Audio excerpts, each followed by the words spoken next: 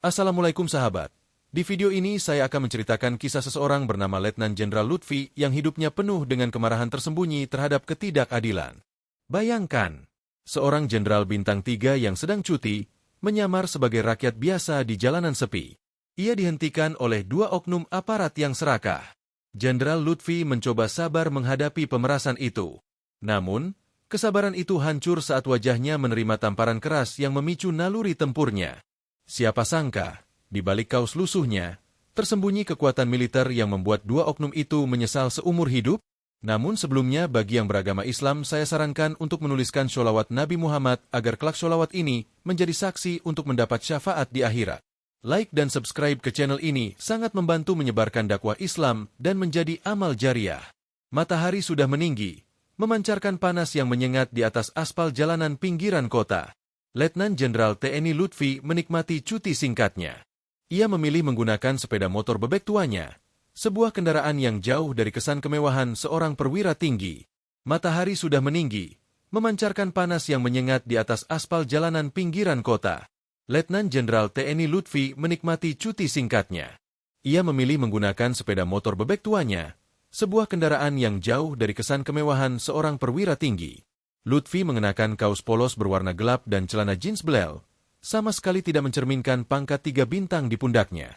Ia sengaja mencari jalan pintas, jalan kecil yang biasa disebut jalan tikus, untuk menghindari kemacetan parah di jalan utama.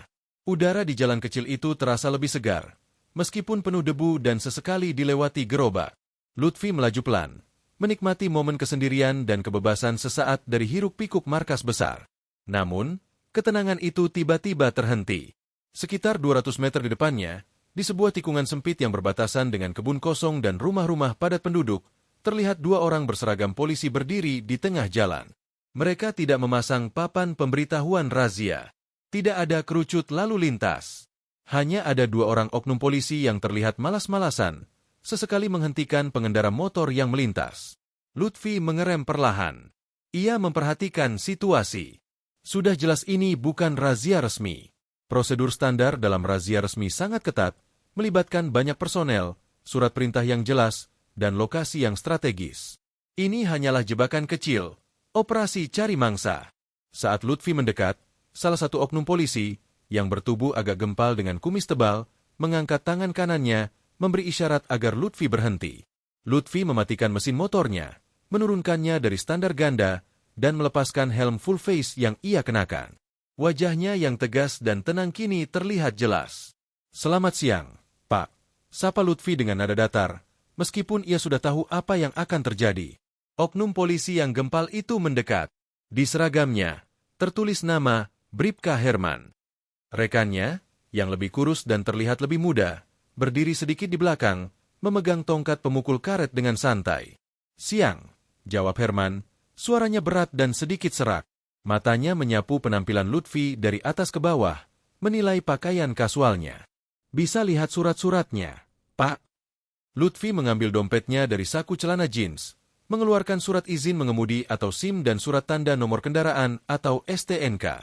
Semua lengkap, valid, dan masa berlakunya masih lama. Ia menyerahkannya kepada Herman. Herman menerima surat-surat itu dengan gerakan ogah-ogahan. Ia tidak langsung melihat isinya, melainkan membolak-baliknya seolah mencari cacat fisik pada kertas tersebut. Matanya sesekali melirik ke arah Lutfi, seolah mencoba mengintimidasi. "Jalan ini jalur umum, Pak." "Ada apa ini? Razia ya?" tanya Lutfi, nadanya tetap tenang. "Kami sedang melaksanakan tugas," jawab Herman pendek, tidak merinci tugas apa yang dimaksud. Ia akhirnya membuka STNK dan SIM Lutfi. Detik-detik berlalu dalam keheningan yang tegang. Beberapa warga sekitar mulai berhenti, penasaran melihat ada pemeriksaan di jalan yang biasanya sepi itu. Mereka tahu, pemeriksaan di sana seringkali berakhir dengan permintaan uang damai. Herman membaca nama di SIM, lalu membandingkannya dengan wajah Lutfi. Ia terlihat bingung sebentar, karena nama Lutfi adalah nama yang sangat umum. Ia lalu melihat plat nomor motor tua itu. Semuanya normal. "Motornya sudah tua ini, Pak," komentar Herman, mencoba mencari celah. "Ya, memang motor lama, Pak. Tapi perawatannya rutin, dan surat-suratnya lengkap," jawab Lutfi. Herman mendengus. Ia mengembalikan surat-surat itu, Namun tidak sepenuhnya. Ia hanya menyodorkannya sedikit, menahan ujungnya. Begini, Pak.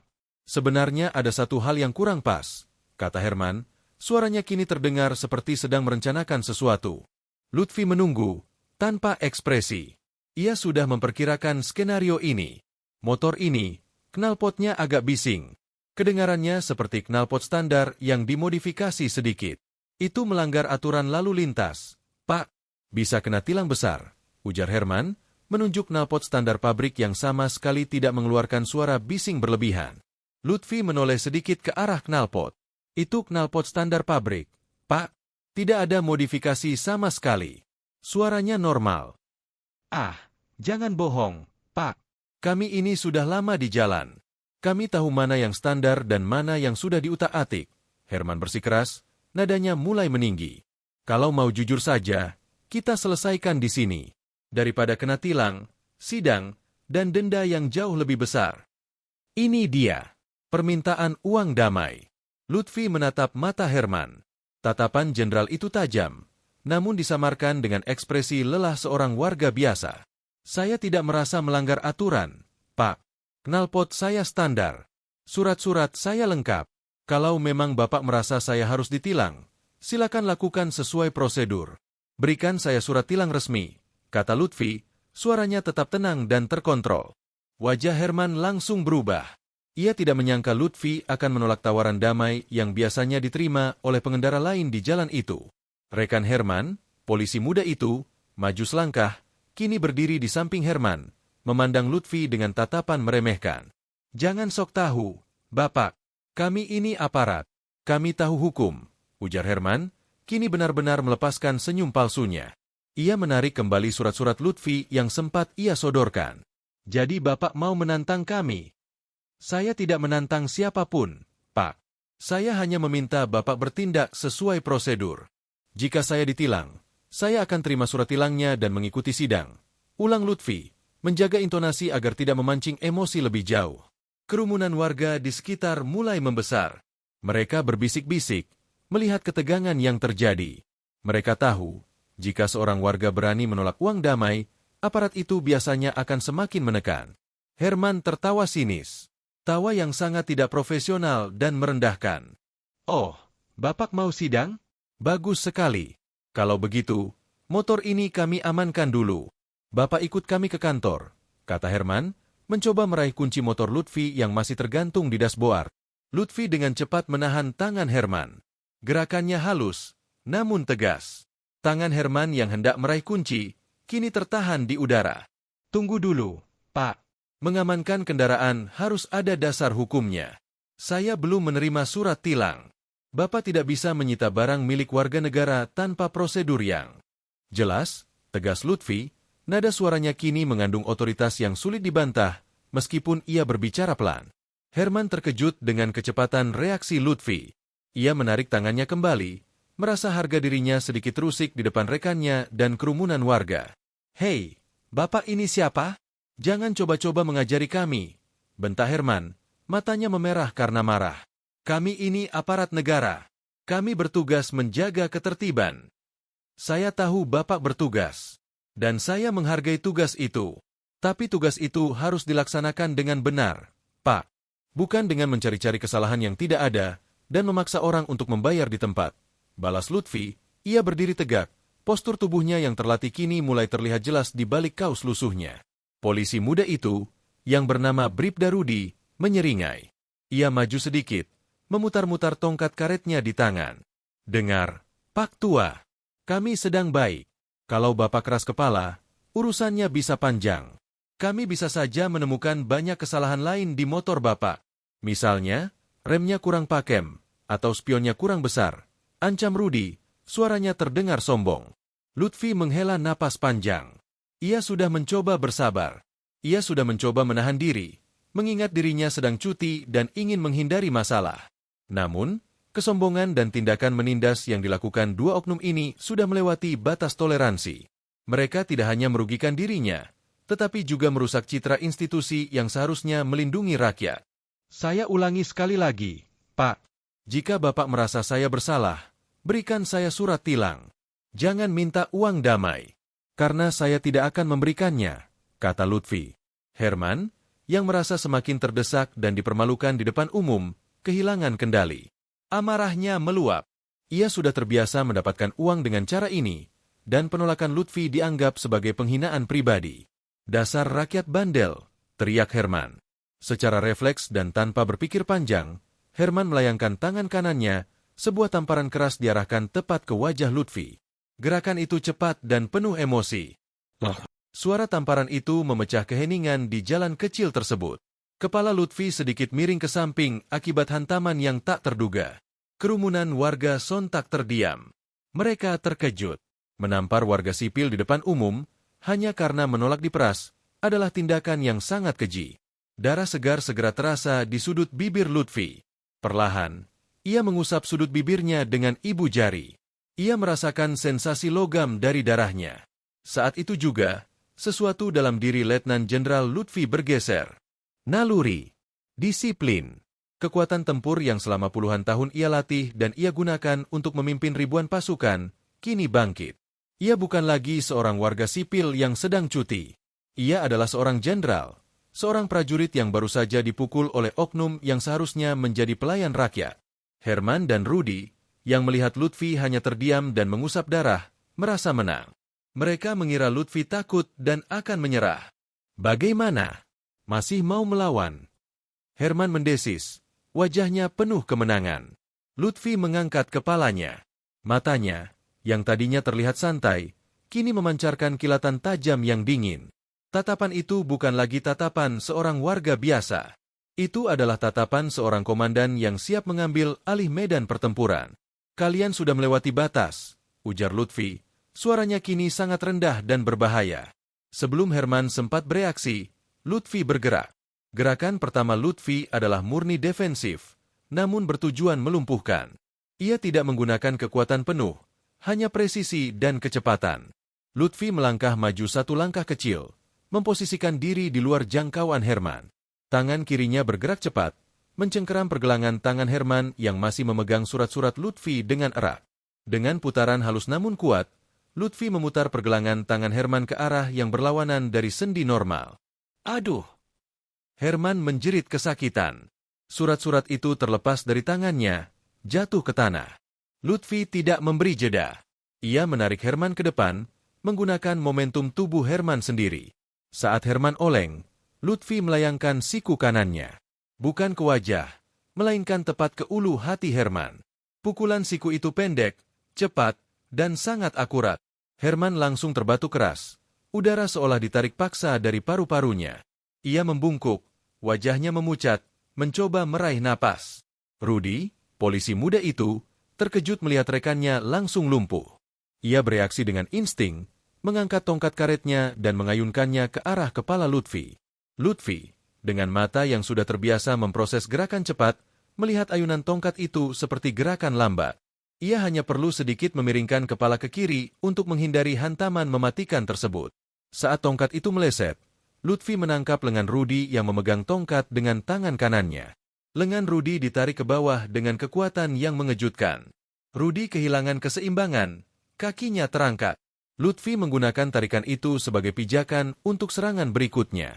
Ia menendang lutut Rudy dengan sepatu botnya yang usang.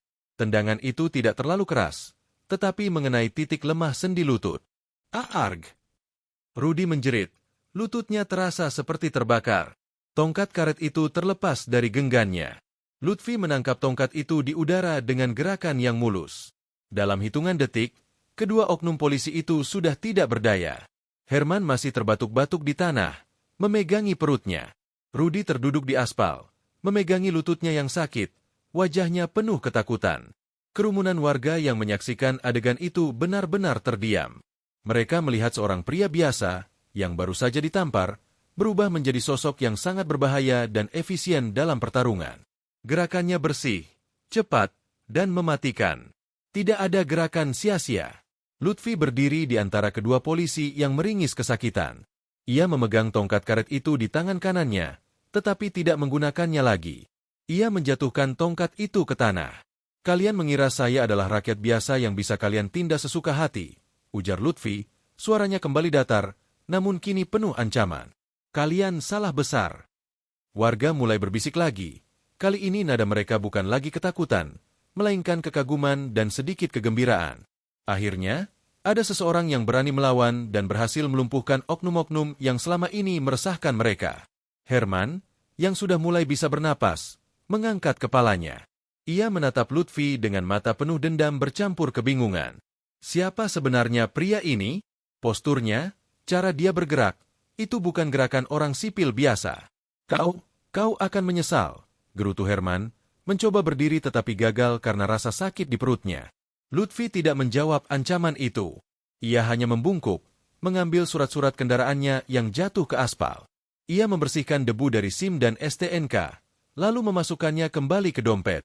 Saat situasi menjadi semakin tegang, dengan Lutfi berdiri tegak dan kedua polisi itu terkapar, tiba-tiba terdengar suara sirene mobil dari kejauhan. Sebuah mobil dinas kepolisian berwarna putih, dengan lampu rotator biru menyala, melaju cepat menuju lokasi kejadian. Mobil itu berhenti mendadak, menyebabkan debu beterbangan.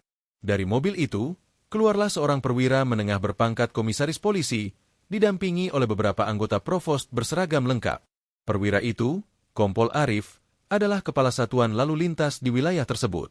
Kompol Arif, yang kebetulan sedang berpatroli dan menerima laporan adanya keributan melibatkan anggotanya di Jalan Tikus, segera menuju lokasi. Ia turun dari mobil, wajahnya menunjukkan kekesalan karena anggotanya lagi-lagi membuat onar. Arif segera mendekati kerumunan. Matanya langsung tertuju pada pemandangan yang kacau. Dua anggotanya, Herman dan Rudi, terkapar di tanah, sementara seorang pria sipil bertubuh tegap berdiri di atas mereka. "Ada apa ini? Kenapa kalian berdua di tanah?" seru Kompol Arif, suaranya lantang. Herman dan Rudi mencoba menjelaskan, tetapi suara mereka tertahan oleh rasa sakit dan malu. "Dia, komandan. Dia menyerang kami." Herman menunjuk Lutfi dengan tangan gemetar. Kompol Arif menoleh ke arah Lutfi. Ia mengamati pria itu. Pakaiannya biasa saja, tapi ada sesuatu yang berbeda. Postur tubuhnya sangat familiar, sangat militer, sangat berwibawa. Arif mendekat. "Bapak, apa yang terjadi? Kenapa Bapak menyerang anggota saya?" Lutfi menatap Kompol Arif. Ia melihat ada sedikit profesionalisme pada perwira ini, tidak seperti dua oknum di kakinya. "Anggota Bapak yang melakukan penyerangan pertama, Komandan. Saya sedang cuti, berkendara santai.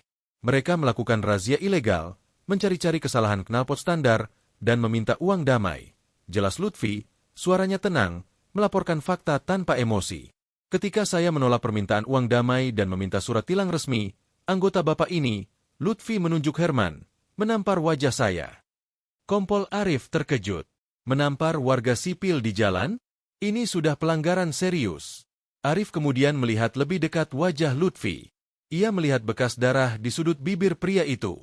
Kemudian, matanya tanpa sengaja menangkap detail kecil yang membuat jantungnya langsung mencelos. Meskipun Lutfi mengenakan kaos biasa, ada bekas lipatan yang sangat rapi di kerah kaosnya. Dan lebih penting lagi, Kompol Arif, yang memiliki banyak pengalaman berinteraksi dengan petinggi militer, mengenali garis wajah dan bentuk rahang yang sangat khas itu. Kompol Arif adalah lulusan Akademi Kepolisian atau Akpol Angkatan 1999. Ia pernah beberapa kali menghadiri acara resmi di mana ia harus berhadapan dengan para perwira tinggi TNI. Ia mencoba mengingat. Wajah ini, postur ini. Kompol Arif mendekat satu langkah lagi, kali ini dengan rasa hormat yang mendadak muncul. "Maaf, Bapak," kata Arif, nadanya kini jauh lebih sopan, penuh keraguan. "Saya seperti pernah melihat Bapak." Lutfi tersenyum tipis, senyum yang tidak mencapai matanya. "Mungkin Bapak pernah melihat saya di beberapa acara," jawab Lutfi. Kompol Arif menelan ludah. Ia mencoba mengingat nama dan pangkat yang melekat pada wajah itu. Ia melihat Lutfi mengambil dompetnya lagi, tetapi kali ini, Lutfi mengeluarkan sesuatu yang berbeda. Bukan SIM, bukan STNK. Lutfi mengeluarkan kartu identitas militer. Kartu itu berwarna gelap, dengan lambang Garuda dan 3 bintang emas yang jelas terlihat. Kompol Arif menerima kartu itu dengan tangan gemetar. Ia membaca nama dan pangkat yang tertera di sana. Letnan Jenderal TNI Lutfi, Kepala Staf Umum Tentara Nasional Indonesia. Arif merasa darahnya seolah ditarik paksa ke bawah. Kepalanya langsung pusing. Seorang jenderal bintang 3. Seorang jenderal yang seharusnya berada di markas besar, kini berdiri di hadapannya, di jalan tikus yang kotor, setelah baru saja dipukul oleh 2 oknum rendahan. Kompol Arif segera mengembalikan kartu identitas itu kepada Lutfi, tangannya gemetar hebat. Ia tidak lagi peduli dengan 2 anggotanya yang merintih di tanah. Seluruh fokusnya kini tertuju pada sosok jenderal di depannya. "Mohon maaf, jenderal." Kompol Arif membungkuk hormat, membungkuk sangat dalam, di depan kerumunan warga yang kini benar-benar terdiam, mencoba mencerna apa yang baru saja mereka saksikan. Panggilan jenderal itu bergema. Warga yang tadinya hanya melihat perkelahian, kini melihat seorang perwira polisi tinggi membungkuk hormat kepada pria yang baru saja mereka anggap sebagai rakyat biasa yang berani. Herman dan Rudy, yang mendengar pangkat itu, seketika berhenti merintih. Mereka mengangkat kepala, melihat Kompol Arif membungkuk, dan rasa takut yang nyata, rasa takut akan kehancuran karir dan hidup, menyergap mereka. Mereka baru saja memukul seorang jenderal bintang 3. Lutfi menerima kembali kartu identitasnya. Ia mengangguk pelan kepada Kompol Arif, yang masih dalam posisi siap. "Angkat kepala Anda, Komandan," ujar Lutfi. Kompol Arif berdiri tegak, wajahnya pucat pasi. "Jenderal, saya benar-benar minta maaf atas kelakuan anggota saya. Ini adalah pelanggaran disiplin yang sangat serius. Saya tidak tahu mereka berani melakukan razia ilegal di sini," kata Arif, suaranya penuh penyesalan. Lutfi menatap Kompol Arif dengan tatapan serius. "Komandan, saya tidak peduli siapa yang melakukan razia ilegal ini. Tapi yang saya pedulikan adalah tindakan semena-mena mereka terhadap rakyat," kata Lutfi, menunjuk ke arah Herman dan Rudy. "Mereka mencari-cari kesalahan, meminta uang damai, dan ketika ditolak, mereka menggunakan kekerasan. Mereka menampar saya, yang kebetulan adalah seorang perwira. Bagaimana dengan rakyat kecil yang tidak punya kekuatan untuk melawan, Komandan? Berapa banyak yang sudah mereka tindas di jalan ini?" Kompol Arif tidak bisa menjawab. Rasa malu dan marah terhadap anak buahnya sendiri memenuhi dirinya. "Provost," teriak Kompol Arif kepada anggota yang dibawanya. "Segera amankan kedua orang ini. Bawa ke kantor sekarang juga. Proses pemecatan harus segera dilakukan." Anggota Provost segera bergerak cepat. Mereka mendekati Herman dan Rudy, yang kini sudah tidak berdaya melawan. Herman dan Rudy mencoba memohon, tetapi Kompol Arif sudah tidak mau mendengar. "Jenderal, kami akan menindak tegas. Kami janji ini akan menjadi pelajaran besar bagi institusi kami," kata Kompol Arif, memastikan Lutfi melihat ketegasan tindakannya. Lutfi mengamati proses penangkapan itu. Herman dan Rudy diangkat paksa, meskipun mereka kesakitan. Mereka dibawa menjauh dari lokasi, meninggalkan motor dinas mereka di pinggir jalan. Lutfi kemudian menoleh ke kerumunan warga. Mereka masih berdiri, menyaksikan setiap detail kejadian.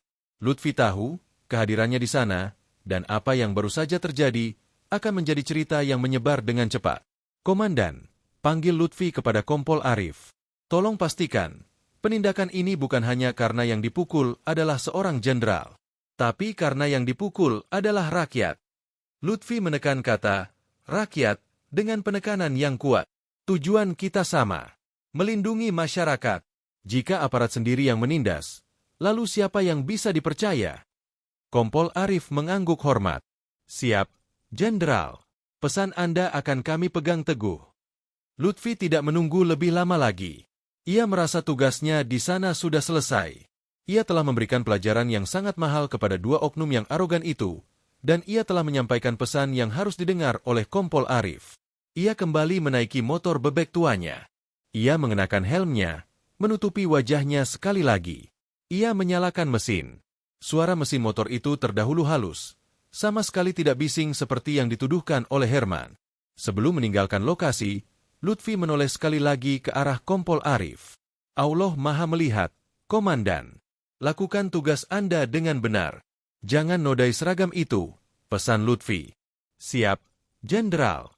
"Alhamdulillah," jawab Kompol Arif, membungkuk lagi. Lutfi menarik gas motornya pelan. Ia meninggalkan jalan tikus itu, meninggalkan kekacauan, mobil dinas polisi yang kosong, dan kerumunan warga yang masih terperangah. Saat ia melaju, pikiran Lutfi kembali tenang. Ia sudah kembali menjadi Lutfi si warga sipil, yang sedang cuti. Namun, pelajaran hari itu jauh lebih penting daripada sekadar menikmati perjalanan. Itu adalah pengingat bahwa tugas seorang prajurit, seorang pemimpin, adalah melindungi yang lemah, bahkan ketika ia sedang tidak berseragam. Jalanan kembali ramai setelah kepergian Jenderal Lutfi. Kompol Arif masih berdiri di lokasi, merasa malu, marah, dan sangat bersyukur karena Jenderal Lutfi tidak memperpanjang masalah ini hingga ke tingkat yang lebih tinggi. Ia tahu, jika Lutfi melaporkan ini ke Panglima tertinggi, karirnya dan bahkan karir atasannya bisa terancam.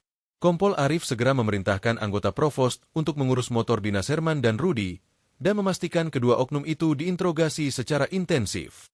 Ia tahu, masa depan kedua oknum itu sudah tamat. Mereka tidak hanya melanggar hukum, mereka juga menampar harga diri institusi di depan seorang perwira tinggi dari angkatan lain. Kompol Arif menyadari bahwa insiden ini adalah teguran langsung dari Allah, melalui tangan seorang jenderal yang kebetulan lewat. Ia harus memastikan bahwa penindasan terhadap rakyat kecil tidak akan terjadi lagi di wilayahnya. Sementara itu, Lutfi melaju semakin jauh. Angin menerpa wajahnya, memberikan sensasi dingin yang menenangkan setelah adrenalin pertarungan. Ia memikirkan betapa ironisnya situasi tadi. Ia, seorang jenderal yang memegang rahasia negara dan memimpin strategi pertahanan, harus menggunakan kemampuan bela diri yang ia pelajari di akademi, hanya untuk membela diri dari pemerasan dua oknum polisi yang serakah. Ia ingat rasa sakit di bibirnya. Itu bukan hanya rasa sakit fisik, tetapi rasa sakit melihat moralitas yang runtuh di kalangan penegak hukum. Selama cuti ini, ia ingin merasakan kehidupan rakyat biasa. Dan ia mendapatkannya. Ia merasakan bagaimana rasanya menjadi sasaran penindasan. Lutfi menarik napas dalam-dalam. Jalanan di depannya mulai membesar. Ia akan segera kembali ke jalan utama, melanjutkan perjalanannya yang sempat terganggu. Ia bertekad untuk membawa pengalaman ini kembali ke markas, bukan sebagai laporan formal, tetapi sebagai pengingat pribadi tentang mengapa ia berjuang. Pikirannya melayang kembali ke momen ketika ia melumpuhkan Herman dan Rudi. Itu terjadi sangat cepat.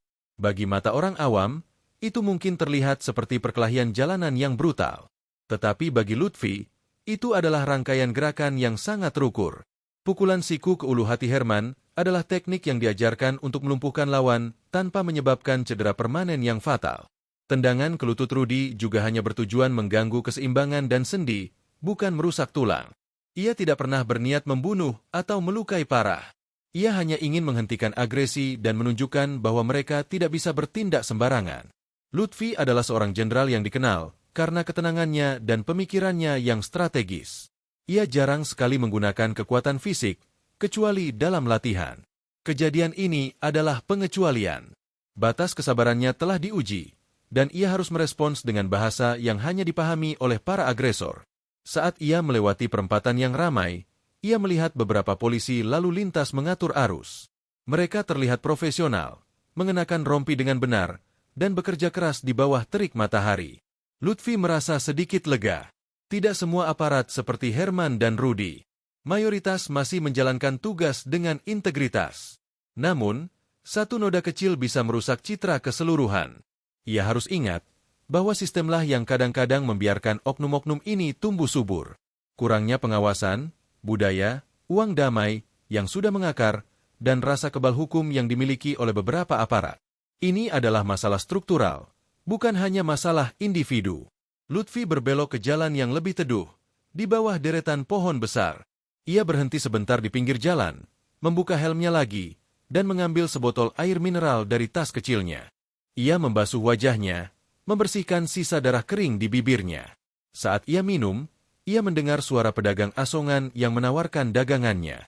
Kehidupan rakyat kecil terus berjalan, terlepas dari drama kekuasaan dan penindasan yang baru saja ia saksikan. Lutfi menyadari, jika ia tidak mengungkapkan identitasnya, Herman dan Rudi mungkin hanya akan mendapatkan sanksi ringan atau bahkan tidak sama sekali. Mereka akan kembali ke jalanan, mencari korban lain. Pengungkapan identitasnya di hadapan Kompol Arif adalah langkah yang diperlukan untuk memastikan keadilan ditegakkan, setidaknya dalam kasus ini. Ia kembali mengingat ekspresi ketakutan di mata Herman saat Arif membungkuk dan memanggilnya jenderal. Rasa takut itu adalah senjata paling efektif. Bukan pukulan atau tendangan, melainkan konsekuensi dari status yang mereka abaikan. Lutfi menyelesaikan minumnya. Ia menutup botol dan menyimpannya kembali. Ia memeriksa motornya sekilas. Tidak ada kerusakan. Motor tua ini telah menjadi saksi bisu, menjadi bagian dari penyamarannya yang berhasil, dan sekaligus menjadi pemicu masalah. Ia kembali menyalakan mesin. Perjalanan masih panjang. Ia menuju ke rumah orang tuanya di pinggiran kota, tempat ia berencana menghabiskan sisa cutinya dengan damai. Saat ia melaju, ia mulai merencanakan apa yang akan ia lakukan nanti malam. Mungkin ia akan menelepon Panglima, sekadar memberitahu bahwa ia baik-baik saja dan bahwa ia baru saja berolahraga ringan di jalanan. Ia tidak perlu merinci detail insiden itu.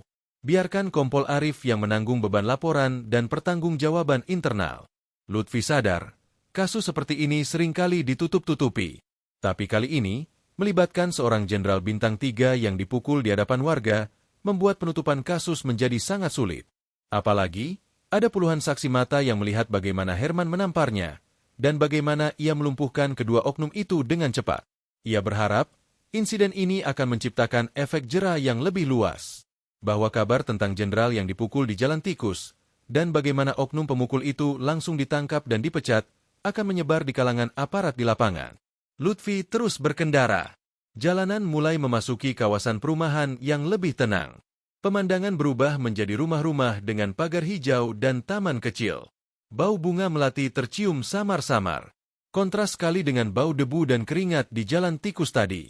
Ia memikirkan kembali kata-kata terakhirnya kepada Kompol Arif. Jangan nodai seragam itu. Seragam adalah kehormatan, lambang pengabdian kepada negara. Ketika seragam itu digunakan untuk menindas, itu adalah pengkhianatan terhadap sumpah jabatan. Lutfi sendiri sangat menjunjung tinggi kehormatan seragamnya. Meskipun ia sedang cuti dan berpakaian preman, ia selalu membawa dirinya sebagai seorang prajurit. Disiplin itu sudah mendarah daging. Itulah mengapa, ketika tangannya menahan Herman yang hendak mengambil kunci motor, gerakannya begitu refleks dan terlatih. Ia mengenang masa mudanya, ketika ia masih seorang perwira muda yang idealis. Ia percaya penuh pada tugasnya untuk melindungi negara dan rakyat. Keyakinan itu tidak pernah pudar, bahkan setelah mencapai pangkat tertinggi. Justru, semakin tinggi pangkatnya, semakin besar tanggung jawabnya untuk memastikan bahwa prinsip-prinsip ini ditegakkan di seluruh lapisan. Lutfi tiba di sebuah warung kopi kecil di pinggir jalan. Ia memutuskan untuk berhenti sebentar, menikmati kopi tubruk yang khas. Ia memarkir motornya di bawah pohon rindang. Ia memesan kopi dan duduk di bangku kayu. Pemilik warung, seorang ibu parubaya yang ramah, menyajikan kopi dengan senyum. "Panas sekali ya, Pak. Dari mana jauh-jauh?" tanya ibu itu. "Dari kota, Bu. Cari jalan pintas," jawab Lutfi, tersenyum. Ia menyeruput kopi panas itu. Rasa pahit dan manisnya menyegarkan. Saat ia menikmati ketenangan, ia menyadari bahwa insiden tadi telah mengganggu cutinya, tetapi juga memberinya perspektif yang berharga. Ia melihat anak-anak kecil bermain kejar-kejaran di gang sebelah. Mereka tertawa riang. Mereka adalah generasi masa depan yang berhak hidup di negara yang aman dan adil, di mana aparat penegak hukum adalah pelindung, bukan predator. Lutfi menghabiskan kopinya. Ia membayar, mengucapkan terima kasih, dan kembali melanjutkan perjalanannya. Saat ia melaju, ia melewati sebuah pos keamanan lingkungan atau pos kamling yang kosong. Ia melihat bendera merah putih yang sudah sedikit lusuh berkibar di tiang bambu. Itu mengingatkannya pada pengorbanan dan dedikasi yang tak terhitung jumlahnya dari banyak orang baik di negara ini yang bekerja tanpa pamrih. Ia harus memastikan bahwa pengorbanan mereka tidak sia-sia hanya karena ulah segelintir oknum yang merusak. Lutfi memperlambat lajunya saat ia mendekati sebuah jembatan kecil. Di bawah jembatan itu mengalir sungai kecil yang airnya keruh. Ia melihat beberapa orang sedang memancing dengan sabar. Kesabaran. Itu adalah kunci yang ia gunakan selama berhadapan dengan Herman dan Rudy. Ia sabar mendengarkan tuduhan palsu mereka, sabar menghadapi permintaan uang damai, hingga batasnya dilanggar dengan tamparan fisik. Seandainya ia langsung bereaksi ketika dituduh knalpotnya bising, ceritanya mungkin akan berbeda. Ia ingin memberi mereka kesempatan untuk mundur, untuk bertindak secara profesional. Tetapi mereka memilih jalan arogansi. Lutfi merasakan getaran kecil di saku celananya. Ponselnya berdering. Ia menepi dan menghentikan motornya. Ia melihat nama yang tertera di layar. Panglima tertinggi. Lutfi menarik napas. Ia tahu, kabar tentang keributan di Jalan Tikus itu sudah mencapai telinga Panglima, mungkin melalui laporan cepat dari Kompol Arif atau bahkan dari jaringan intelijen militer yang selalu waspada. Ia mengangkat panggilan itu. "Siap, Jenderal." "Selamat siang." Suara Panglima terdengar serius. "Lutfi, kamu baik-baik saja? Saya dengar ada keributan di jalanan." "Siap, Jenderal." "Alhamdulillah, saya baik-baik saja. Hanya sedikit insiden kecil. Ada 2 oknum polisi yang mencoba cari masalah dan berakhir dengan sedikit olahraga," jawab Lutfi, menggunakan bahasa yang meremehkan kejadian itu. Panglima tertawa kecil, meskipun ada nada lega dalam tawanya. "Olahraga? Kamu dipukul, Lutfi." "Saya mendapat laporan bahwa 2 oknum itu sudah diamankan oleh Kepala Satuan Lalu Lintas setempat." "Siap, Jenderal."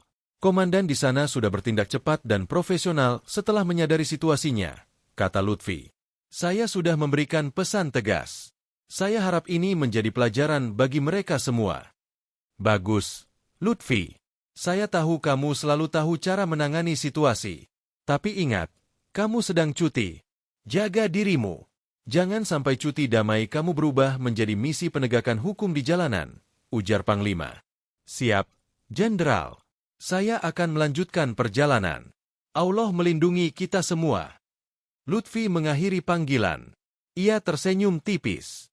Panglima tahu persis apa yang terjadi, tetapi memilih untuk tidak memperpanjangnya kerana politik atau antar institusi, selama Lutfi sendiri yang menangani masalah itu di tempat. Ini menunjukkan adanya kepercayaan penuh dari atasan terhadap kemampuan Lutfi untuk menyelesaikan masalah dengan bijak dan tegas, tanpa menimbulkan kegaduhan yang tidak perlu. Ia kembali memasukkan ponsel ke sakunya.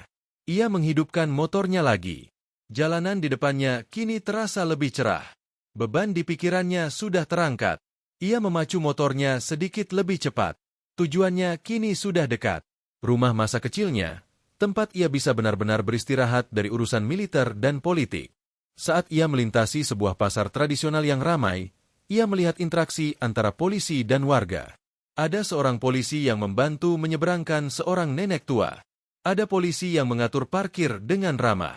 Pemandangan ini menyejukkan hatinya. Lutfi percaya bahwa kebaikan selalu lebih banyak daripada kejahatan. Tugasnya, dan tugas semua pemimpin, adalah memastikan bahwa kebaikan itu yang menjadi wajah utama institusi negara. Ia tiba di sebuah gerbang sederhana. Di baliknya, terdapat rumah bergaya arsitektur lama dengan halaman yang luas. Inilah rumah orang tuanya. Lutfi mematikan mesin motor, membuka helmnya. Ia disambut oleh aroma masakan rumahan yang lezat. Ibunya, seorang wanita tua yang masih terlihat energik, keluar dari pintu depan. "Lutfi, sudah sampai, Nak. Kenapa lama sekali?" "Macet ya?" sapa ibunya. Wajahnya memancarkan kehangatan. "Iya, Bu. Tadi sedikit macet, jadi harus putar-putar cari jalan," jawab Lutfi, memeluk ibunya erat. Ia berhati-hati agar ibunya tidak melihat bekas luka kecil di bibirnya. "Ya sudah, ayo masuk. Ibu sudah siapkan makanan kesukaanmu," kata ibunya. Lutfi masuk ke dalam rumah, meninggalkan motor bebek tuanya di halaman. Di dalam, ia merasa benar-benar menjadi Lutfi, anak dari keluarga sederhana, bukan Letnan Jenderal TNI Lutfi. Saat ia duduk di meja makan, ia mencuci tangan, dan baru menyadari bahwa tangannya sedikit gemetar. Adrenalinnya baru benar-benar mereda sekarang. Ia melihat pantulan dirinya di jendela. Seorang pria berusia 50-an, dengan rambut yang mulai memutih di pelipis, tetapi matanya masih tajam. Ia adalah jenderal yang dipukul, dan jenderal yang melawan. Sambil makan, ia mendengarkan cerita ibunya tentang tetangga dan kegiatan di lingkungan sekitar. Cerita-cerita sederhana yang jauh dari urusan pertahanan negara. Lutfi bersyukur. Ia bersyukur Allah memberinya kesempatan untuk tetap membumi, untuk tidak pernah lupa dari mana ia berasal, dan untuk apa ia berjuang. Malam itu, setelah makan malam, Lutfi duduk di teras belakang, menikmati suara jangkrik dan udara malam yang sejuk. Ia merenungkan seluruh kejadian. Ia menyimpulkan bahwa insiden itu adalah sebuah tes. Tes terhadap kesabarannya, tes terhadap profesionalismenya, dan tes terhadap integritas oknum-oknum di lapangan. Ia tidak menyesali keputusannya untuk melumpuhkan mereka. Itu adalah tindakan yang harus dilakukan. Jika ia membiarkan mereka lolos, mereka akan terus menindas. Jika ia hanya menggunakan identitasnya dari awal, mereka mungkin akan ketakutan, tetapi tidak akan merasakan konsekuensi fisik dari kesombongan mereka. Pesan yang ia tinggalkan kepada Kompol Arif harus menjadi pengingat abadi, bahwa pangkat dan seragam tidak boleh menjadi alat untuk menindas, melainkan sebagai perisai untuk melindungi. Lutfi melihat ke langit. Bintang-bintang bersinar terang. Ia berdoa, memohon petunjuk kepada Allah agar ia selalu bisa menjalankan tugasnya dengan benar. Keesokan harinya, Lutfi menghabiskan waktunya dengan membantu ayahnya berkebun. Ia melakukan pekerjaan fisik yang sederhana, jauh dari dokumen strategis dan rapat-rapat penting. Ini adalah terapi terbaik untuknya. Namun, meskipun ia berusaha melupakan insiden itu, kejadian di Jalan Tikus itu terus berlanjut di belakang layar. Kompol Arif, setelah insiden itu, bergerak cepat. Ia tahu bahwa reputasinya dan reputasi kesatuannya dipertaruhkan. Ia tidak hanya memproses Herman dan Rudi untuk pemecatan, tetapi ia juga memerintahkan inspeksi mendadak ke semua pos pemeriksaan tidak resmi di wilayahnya. Ia memanggil semua anggota satuan lalu lintas dan memberikan pengarahan yang sangat keras. Ia menceritakan insiden Jenderal Lutfi secara rinci, tanpa menyebut nama Lutfi di depan umum, tetapi menekankan bahwa orang penting yang dipukul itu adalah pengingat bahwa tidak ada yang kebal hukum, bahkan aparat berseragam. Kita tidak boleh memandang enteng siapapun yang kita hadapi di jalan. Tapi yang lebih penting, kita tidak boleh menindas rakyat kecil, tegas Kompol Arif dalam pengarahannya. Jika kalian masih berani melakukan razia ilegal dan meminta uang damai, saya pastikan nasib kalian akan lebih buruk dari Herman dan Rudi. Kalian akan berhadapan dengan hukum dan Allah. Kompol Arif tahu, rasa takut akan Jenderal Bintang 3 yang melumpuhkan 2 polisi dengan tangan kosong akan lebih efektif daripada ribuan surat edaran tentang disiplin. Berita ini menyebar cepat, bukan melalui media, tetapi melalui bisik-bisik di antara sesama aparat. Cerita itu menjadi legenda singkat. Jenderal Lutfi, yang sedang cuti, menghajar oknum arogan. Beberapa hari kemudian, Lutfi menerima kunjungan tak terduga. Di halaman rumahnya, berhentilah sebuah mobil dinas mewah. Keluar dari mobil itu, Kompol Arif didampingi oleh seorang perwira tinggi kepolisian berpangkat Brigadir Jenderal. Brigjen Polisi Hermawan, Kepala Kepolisian Resor atau Kapolres wilayah tersebut, datang secara pribadi untuk menyampaikan permintaan maaf resmi. Lutfi menyambut mereka dengan ramah di teras rumahnya. Ia mengenakan sarung dan baju koko, penampilan yang sangat kontras dengan pangkat militernya. Selamat sore, Jenderal Lutfi. Mohon maaf mengganggu waktu cuti Anda, kata Brigjen Hermawan, membungkuk hormat. Selamat sore, Jenderal Hermawan. Tidak masalah. Silakan duduk, jawab Lutfi santai. Brigjen Hermawan duduk, wajahnya menunjukkan ketegangan. Kompol Arif duduk di sampingnya, terlihat lebih santai karena ia sudah menyelesaikan tugasnya. Kami datang mewakili institusi, Jenderal. Kami ingin menyampaikan permohonan maaf yang sebesar-besarnya atas insiden yang menimpa Anda beberapa hari lalu, kata Brigjen Hermawan. Tindakan oknum Herman dan Rudi sangat memalukan dan tidak bisa dimaafkan. Kami sudah memproses mereka sesuai aturan yang berlaku. Mereka sudah dicopot dan sedang menunggu sidang kode etik untuk pemecatan. Lutfi mengangguk perlahan. Terima kasih, Jenderal Hermawan. Saya menghargai tindakan cepat dan tegas yang sudah kalian ambil. Ia lalu menatap Brigjen Hermawan dengan serius. Saya harap kasus ini menjadi titik balik. Bukan hanya untuk Herman dan Rudi, tetapi untuk seluruh anggota Anda. Jangan biarkan rakyat merasa takut kepada aparatnya sendiri, kata Lutfi. Siap, Jenderal. Kami sudah melakukan konsolidasi besar-besaran. Kami berkomitmen untuk membersihkan institusi dari praktik-praktik pemerasan dan penindasan, janji Brigjen Hermawan.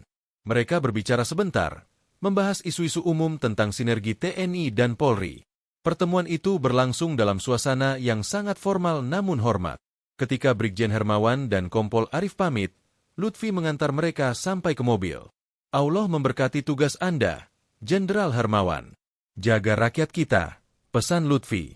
Terima kasih, Jenderal Lutfi. Selamat melanjutkan cuti, balas Hermawan. Setelah mobil dinas itu pergi, Lutfi kembali ke dalam rumah.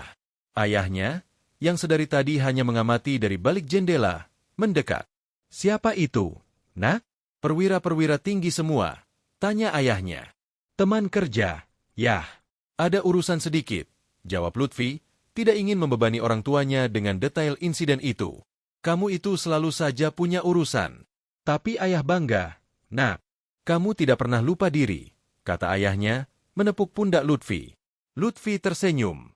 Pujian dari ayahnya jauh lebih berharga daripada semua bintang di pundaknya. Sisa cuti Lutfi berjalan dengan tenang. Ia menikmati setiap momen damai bersama keluarganya. Namun, ia membawa pulang sebuah pelajaran penting, bahwa tugasnya sebagai pelindung negara tidak hanya terjadi di medan perang atau di meja rapat, tetapi juga di jalanan, dimanapun penindasan terjadi. Ketika masa cutinya berakhir, dan ia kembali mengenakan seragam kebesarannya, Letnan Jenderal TNI Lutfi adalah sosok yang sama, namun dengan tekad yang diperbarui. Ia kembali ke markas besar, siap menghadapi tugas-tugas beratnya, dengan janji pribadi untuk selalu mengingat wajah rakyat kecil yang ia temui di jalan tikus.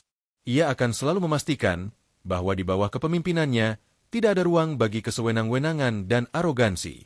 Lutfi memasuki mobil dinasnya, meninggalkan rumah orang tuanya.